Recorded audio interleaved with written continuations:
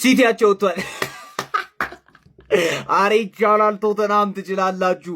ማን ሚኮስ ፐርሰኔ ግን እንዴት ነው ኳሱን የምታየው? ቶተናምን እኔ ፈርስት ሃፍ ላይ አይቼ ማለት ነው ይላችሁ ደነገጡ። ዩቲዩበሮች ናቸው ኳስ ተጫዋቾች ናቸው የሚጮቱት? ግራ ገባኝ እኮ።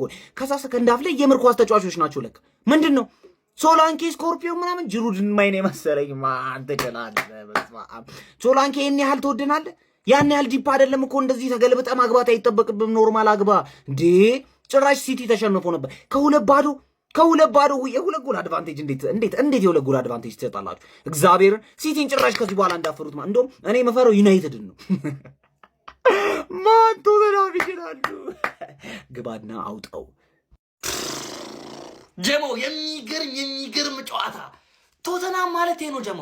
ይደከመው ቶተናም ለማንቸስተር ሲቲ አይተኛም ጀሞ። ለማንቸስተር ሲቲ አይተኛም። ይሄ ዓመት ያርሰናል ነው ጀማው። ይሄ ዓመት ዛሬ አስቶን ቪላ ተሸነፈ፣ ማንቸስተር ሲቲ አቻ ወጣ ጀማው። የሚገርም እሑድ። ኮንግራ አርሴ ፋሚሊ ኮንግራ ጀማው። ይመቻችሁ። ይሄ ዓመት ያርሰናል ነው ጀማው። ይሄ ዓመት ያርሰናል ነው። አንድ ላይ ነው የምናነሳው ጀማው። ይመቻችሁ የአራዳ ልጆች። ይሄ ዓመት ያርሰናል ነው። ዛሬ አስቶን ቪላ ነጥብ ጥሏል። ሲቲ በሚገባ ተሰጥቶታል። የሚገርም ሬሞንታዳ ጀማው። የሚገርም ቶተናም አይተናል ጀማው። ይመቻችሁ ጀማው። አባቴ ድሮ ስለ ሕፃን ልጅ ምን ያደርጋል ዋንጫ ይገዛለት ጡጦ ሲያለቅስ ማጫወቻ በለው። ፈላው አልቻልሽም ነው የምልሽ። አይኔ ነው በለኝ። ቶተናም ነጥብ አስጣለልኝ ጋይዝ። ቶተናም ነጥብ አስጣለልኝ። በመድኃኔዓለም ሚኮ ለኔ ውለታ ዋለልኝ። ይሄ የማይታመን ነው። ምን አይነት ካምባክ ነው? ኧረ በመድኃኔዓለም ይሄ ነው ጨዋታ። በቃ በስመ አብ ቶተናም ቴንኪው። ሳትፈልግም ቢሆን 2 ነጥብ ሰጥተኛል። ሳትፈልገው በጣም አመሰግናለሁ። ኧረ ተቀናቃኝ፣ ኧረ ቡና ጠራሻለሁ፣ ከአንቺ ጋር ደሰታለሁ። አሁን ታረቅን እንዴ? እኔ አላምንም። እውነት ቶተናም ለኔ ነጥብ አስጥሎልኝ ሲቲን ግባ እናውጣው። አርሰናል ወደፊት ገስግስ፣ አምልጥ ብላለህ። አምልጥ ቁርጡን ንገሪኝ እባክሽ አደራ። እኔም የራሴን ህይወቴን ልምራ። ፈላው ለምን ማትል? ቆይ ለምን አትነግረኝም? ቆይ ሚስቲም ልፈልግ ወይ ነው ራሴን በቀል ልግባበትሽ? ጭራሽ ስኮርፒዮ ገብቶልኝ ምናምን የሁለታቸው ኋላ ማቋንድ እኮ ነው። ወያላ ዋንጫ ይብላል። ምንድነው ነው እየሰራችሁ ያላችሁት? ኧረ ፈላው ሁሌ እኮ ነው በሸተተ። እኔ ዳኛ ማለት ነው ውሻ የሆነ ዳኛ ማለት ቶተናም እኔ ድሮም አልወደውም። የሸተተ ቲም እስካሁን ማለት ነው ለማንም ሲሰጥ እየቆየ እኛ ጋር እየመጣ የሚበረታው ነገር ያናደኛል። ገብቷል? እዚህ ጋር ዳኛ ይሄን መብላት ይችላል እንዳለ እንግሊዝ ቲም። እንዴት ነው የመጀመሪያ አንተ አይንህ እያየ ትበላለህ፣ ቁማር ትበላለህ። እንዴት ነው የመጀመሪያው የሶላንኪ ኳስ ጎል ነው ብሎ ቫር ያየው ጭራሽ ኦፍሳይድ ነው። እንዴት ነው እግሩን ጣርቦት አይንህ እያየ ማለት ነው። እኔ አይናቸው አያይም ወይስ ይሄ መብላት ይችላሉ? እግዚአብሔር እንዴት ከ2-0 መመራት? እኔ እግዚአብሔር ቀጠልን ያልኩትኝ ዛሬ እኔ አርሰናል ይብላው። ግን በቶተናም እንደዚህ መፈጠን ፔፕ በቃ መጥፎ እኔ ካሰለጠነበት መጥፎ ቲም የከበደው ቲም ቢኖር ቶተናም ማሸነፍ ነው። በቃ መጥፎ ነው። ቶማስ ፍራንክ እንዴት ሪያክት ሲያደርግብ እንደነበረ ቆሻሻ የሆነ ሰውዬ ልክ ገና አንደኛውን ጎል ስናቅ እንዴት ሪያክት እንዳደረገ ራሱ እንደ ትልቅ ማናጀር ያይ ይመስል ይሄን ይብሉ ሁሉም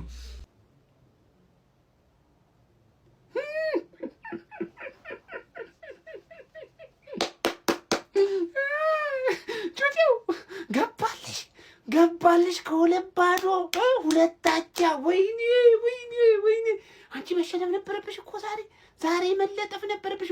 ምን አይነት ጎል ነው ሶላንኪ ያስቆጠረው? አንተ ኦሊቬ ጂሩን ያስታወሰኝ ጀማው። ታስታውሱታላችሁ? ኦሊቬ ጂሩ ያንን ጎል ፓላስ ላይ ነው አይደል ያስቆጠረው? አስታውሱኝ። ክሪስታል ፓላስ ላይ ማንዬ ፓኒኮን ተገለበጠው እኮ። ምን አይነት ጎል! ይሄ ጎል ማለት ነው ሚኮስፐርስ እንደ 3 ይቆጠርልህ። እንደ 3 ማለት ለብቻው ማለት ነው። እኔ ፍቃድ እሰጥሻለሁ፣ ፊርማም ቢሆን አሰባስብልሻለሁ። ማንዬ ትችላለህ፣ ሚኮ ትችላለህ። ይሄን ብቻ እንዳይመስል ቀጣይ ወሳኝ ጌም አለ። ምን እንደምትሰራ እኔ እነግርሃለሁ። ይኸውልህ አንተ ማለት ነው እንዲህ እኮ መንበጫበጭ የለብም። ቶተናም ትልቅ ቡድን ነው ሚኮ። ወደፊት ነው መምጣት ያለበት። በቃ እያበረታታ ነው። ወደፊት ይዘህ ነው የምንሄድ ይሆናል ሚኮ። እንዳታስብሽ። ቢያንስ ዩሮፓ ሊግ ላይ ትጨርሻለሽ። ዘንድሮ አለሁልሽ ሚኮ። አይዞሽ ግባለት እናቴ ዘንድሮ ከዚህ ዋንጫ እናቴ ወለደችው ይነቀንቀኛል ቢያቅተኝ ቋጠሮን ያቅተኝ እንዳይመስል አዳም ጥገን ነው ማሲዝ ጥገን ማለት ነው ተባብራችሁ ዋንጫውን ትሰጡኛላችሁ ወደዳችሁም ጠላችሁም በግድም በውድም ወስዳለሁ ዘንድሮ በግድም በውድ ማለት ደራደረ ማን ከሙን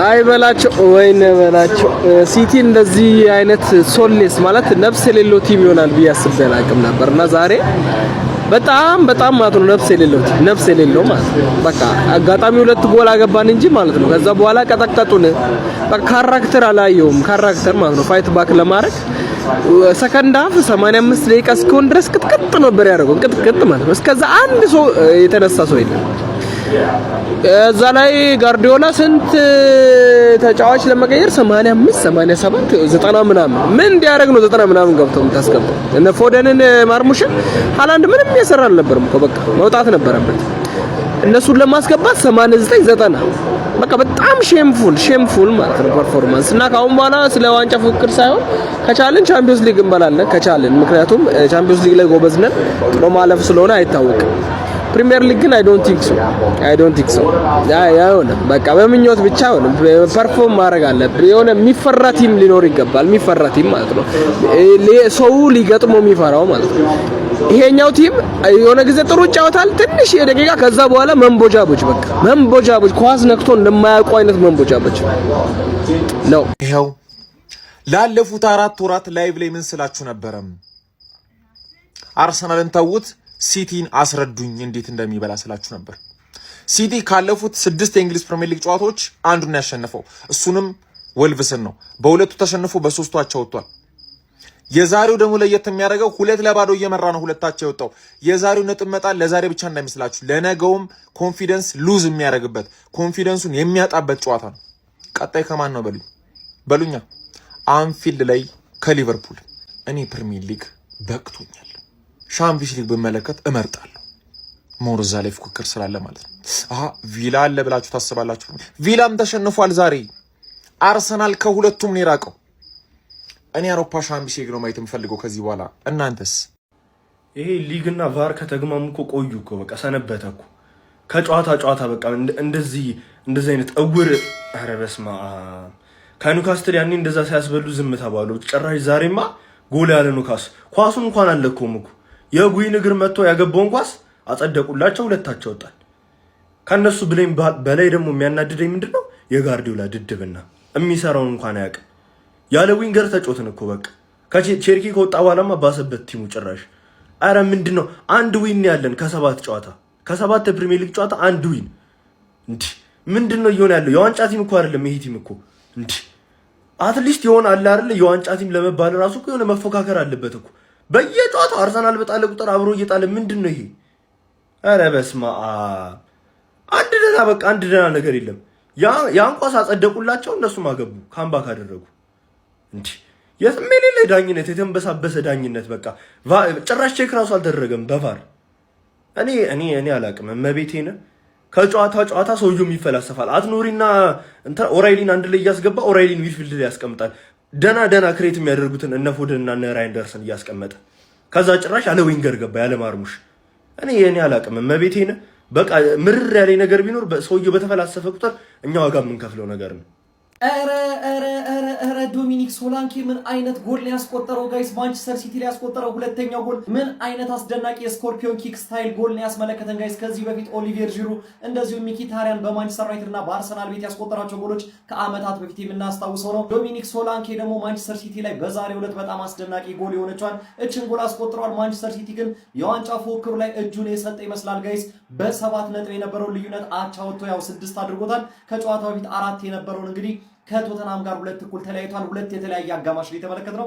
ማንቸስተር ሲቲ ፈርስት ሃፍ በጣም ልዩ ነበረ ቶተናም በጣም ተዳክሞ ነበር ሰከንድ ሃፍ ደግሞ ሲቲ የት እንደገባ አይታወቅም ቶተናም በጣም ነበር የቀጠቀጠው እውነት ለመናገር ዶናሩማ ባይኖር ኖሮ ምናልባትም ጨዋታውን ሊሸነፉ የሚችሉበት እድል ነበረ ጋይስ ለማንኛውም ስለ ማንቸስተር ሲቲ እና ስለ ቶተናም ሁለታቸው የተለያዩበት ጨዋታ እንደዚሁም ስለ ዶሚኒክ ሶላንኬ አስደናቂ ግምን ትላላችሁ ሐሳባችሁን ኮሜንት ሴክሽን ላይ አጋሩ ሜዳ ስፖርትን ፎሎ ማድረግ እንዳትረሱ ሶላንኬ ብሔራዊ ጀግናችን ነው አዎ በሉ እስቲ ኮሜንት ላይ ሶላንኪ ብሔራዊ ጀግናችን ነው። አዎ በእናትህ ነጥቡን ወደ 6 አሳድገነዋል። ቶተናም ቅድም ለሰራሁት ቪዲዮ የይቅርታ ቪዲዮም ነው። ኧረ በስመ አብ ወልድ። ኧረ ሞቅ ሞቅ አድርጉት ጀሞ በእናታችሁ በጣም ደስ ብሎኛል። እግዚአብሔርን ይሄ ቪዲዮ እንኳን ዛሬ ቫይራል ይውጣ። በደንብ ኮፒ ሊንክ እና ሼር አድርጉት።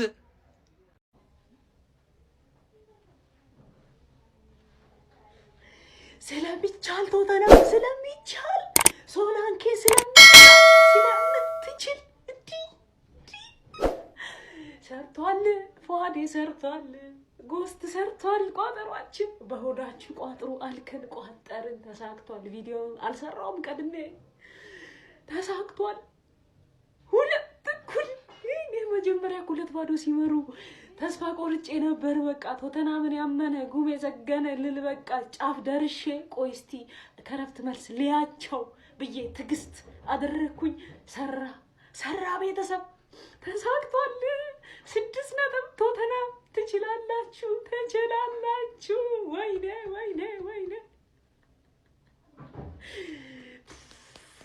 ሼር ይደረግ። ኮፒ ሊንክ ሳይሆን ሼር አድርጉት። ቪዲዮ ሼር ለሁሉም ይድረስ። ይመቻል።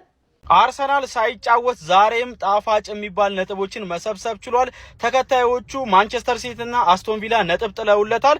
በተጠባቂ የአራተኛ ሳምንት እንግሊዝ ፕሪሚየር ሊግ መርሃ ግብር ወደ ቶተንሃም ስፐር ስታዲየም በመጓዝ ወቅታዊ ብቃቱ ጥሩ ያልሆነው የቶማስ ፍራንኩን ቶተንሃም ስፐርን የገጠመው ማንቸስተር ሲቲ 2-0 ከመምራት ተነስቶ 2 ጎሎች ከኋላው ተቆጥሮበት 2-2 በመውጣት ነው ነጥብ ተጋርቶ ለመውጣት የተገደደው።